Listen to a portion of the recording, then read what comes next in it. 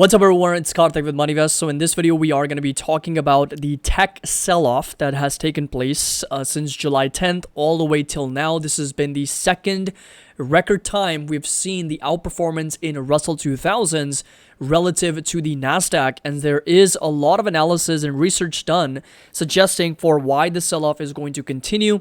And worse, it is going to be something similar to the 2000s dot-com bubble as well.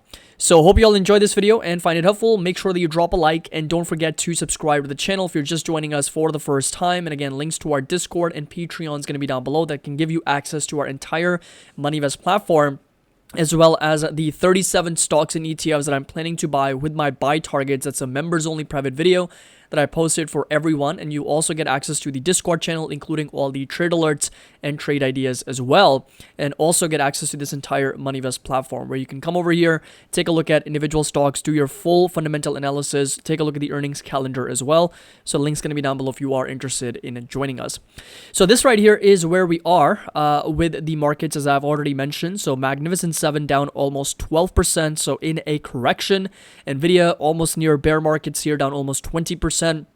Apple, Amazon down over 8 to 9% each respectively. Tesla's still in a bear market, down over 46%. Meta's down over 14%. Google's down over 12%. So both in double digits here in a correction. And Microsoft's also in a bit of a pullback here. So a lot of companies are down in a pullback slash correction slash a bear market at the moment as well.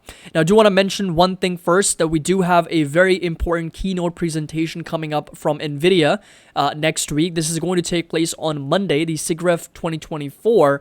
And one of the events that most people, almost everyone's going to be very excited to watch is going to be the fireside chat between Jensen Huang and CEO Mark Zuckerberg. So this is going to happen on Monday, so July 29th at 4 p.m. Mountain Time. Jensen Huang and Mark Zuckerberg on AI breakthroughs. So both of them are going to be talking tomorrow. So very, very important event. So we'll see if we can live stream this, but nonetheless, this is definitely recommended for all technology enthusiasts, whether you are a developer, engineer in technology in some shape or form, even an investor. I think it's going to be a very, very important keynote presentation along with this discussion between two of the greatest visionaries and technology CEOs in the world. So that, I just wanted to put it up there.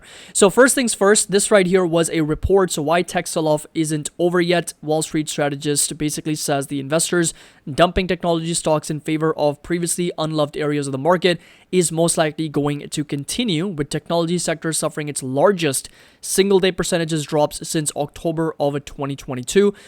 This was Verdant's capital advisor, Chief Investment Officer Megan Hornman. She says, and I quote, "Valuations were overpriced to perfection from an earnings standpoint and from an interest rate standpoint, and that eventually we would see some sort of valuation correction." Who also warned that the AI trade was hitting the wall, added that the rotation out of big tech is only the start of a valuation correction. The significant shift underway has pushed small caps to the top of investors' buying list, and the Russell 2000 recorded weekly gains for the third week in a row, marking its best 3-week stretch since 2022, and also suggesting for the second most extreme move in history for the two indices that was between the Russell 2000 and the NASDAQ 100. That's the 12 trading days differential between those two indices. There is a threat of more pressure ahead. This was another investor analyst here, Brad McKillen. With multiples as high as they are for Max 7, they're building in earnings growth. And if you don't see that earnings growth, that means that valuations come into question, and that risks a slower profit growth coupled with increased spending on AI could signal that the epic momentum reversal would persist unless big tech raises forward revenue guidance, according to Goldman Sachs as well. And this market has become quite frothy, and everybody looking to big cap tech stocks and chasing the market. It's really difficult to be overweight Apple or overweight Nvidia, especially given how much they have rallied. Safe to say that earnings results this coming week for Meta, Amazon, Apple, and Microsoft will be crucial in terms of measuring stick, and any sort of disappointment similar to what we have seen from Alphabet and Tesla could trigger more carnage for the tech market as well. This right here was another report that suggested for why this is a time which is very similar to the 2000 dot-com bubble. So uncertainty, a near-term overhang on technology. And this right here, there's reason to believe that history is repeating itself, according to a recent Deutsche Bank note that draws parallels between the current rotation out of tech mega caps and the bursting of the tech bubble in the 2000s. And in the 9 months after the bubble reached its peak in March of 2000, tech stocks fell more than 50%. And the main idea here is that other sectors actually did well. So consumer staples, utilities, healthcare, all those sectors rose by 35%. So this right here is a chart that essentially shows us the quote-unquote great rotation that began covering 10 top-level S&P 500 sectors and 4 broader indices. So what we have here, of course, is the Russell 2000, along with utilities, healthcare, financials, materials, industrials, consumer staples, S&P 500. Then we've got defensives, communication services, telecommunications, information technology, and Magnificent Seven. So these sectors, of course, have done really poorly, which is more geared towards telecom, Magnificent Seven. We've got information technology, communication services, consumer defensive. So all those sectors have discretionary, not defensives, discretionary. They have continued to sell off as other parts of the market have continued to rally. So they conclude that this means that this is going to be, once again, similar to that of 2000. So research analyst Jim Reed sees similarities between that moment and the current sector rotation out of big tech stocks. And the Magnificent Seven shed about 12% of their value between July 10th and Thursday, though they're recovering back on Friday.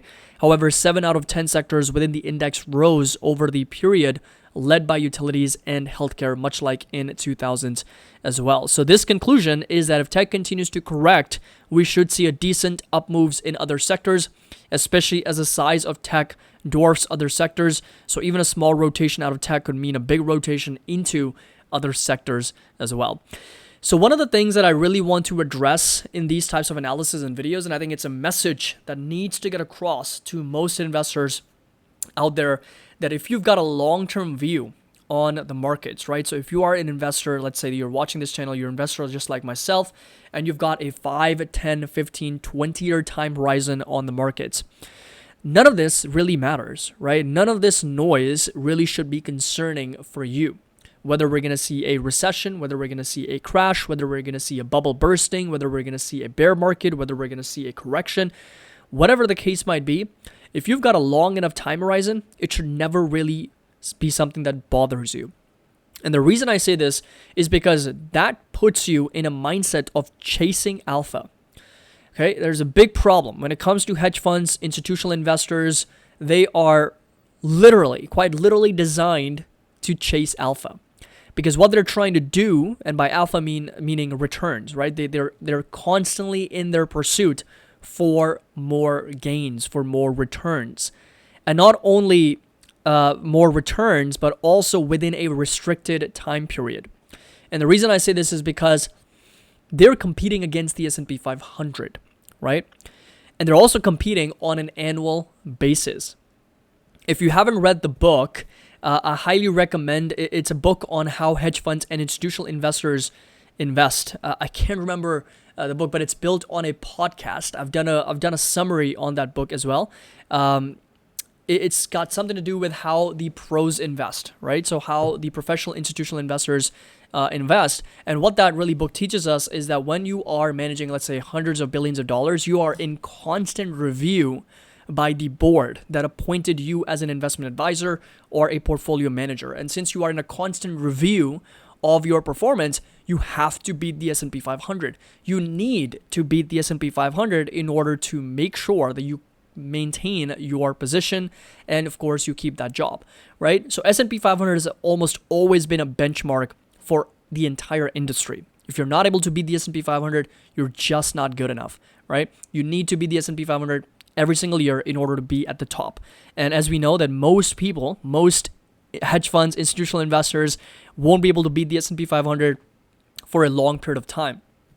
And that's why it is so important for us as retail investors to understand that instead of rotating in and out of sectors in order to chase returns or chase alpha, I think it's much better to just stick and trust the process, stick with your strategy, I'm not saying that small caps or other sectors cannot be part of your strategy. They sure can. I mean, I own small caps. I own IWM. I'm up very much on that position as my technology stocks continue to sell off. So I can be a part of both of those strategies. But what I would not do and not recommend is selling completely out of my tech stocks because now it's time for small caps, or now it's time for utilities, or now it's time for defensives and real estate stocks, right? So I wouldn't necessarily do that. Is to sell my tech stocks, sell my sort of high growth, high PE names, and kind of start moving into some of the other parts of the market, which according to analysts has now more room to run. It sure does. It sure can. And that's part of the market where I also want to be in. But that doesn't mean that I'm going to ditch all of my technology just because this could potentially be another dot-com bubble, something very similar to what we have witnessed back in 2000s, which I strongly disagree. I think the fundamentals are much, much better now than what we have seen in the past, and I don't believe that we're going to witness anything like that again, unless, of course, something massively catastrophic happens. But to strictly say the valuations are frothy and prices are very, very high, and we're going to see an 80 to a 90% sell-off, something similar to what we witnessed in the dot-com bubble, I think it's a very much of a stretch from an analysis standpoint. So this right here is the index, of course, down a little bit over 12-13% from its all-time highs. Some of the levels that I'm really watching on an aggregate basis are going to be 1600 on this entire index, all the way down to as much as this level right here, sitting roughly at 12, almost 1300. But even then, we're only going to be in a very reasonable bear market, down about 35-36%. That's about the max as I could realistically see the aggregate index of the Magnificent Seven coming down 35 to 36% in a bear market sub 1300. And even then, I'm going to be literally dollar cost averaging. I'm going to be buying like there's no tomorrow. No-brainer buying opportunities are going to present themselves. Even right now, I'm getting started, right? So I've sent out a lot of the alerts last week, and I'm putting more money back into the market, buying more shares, buying more stocks here.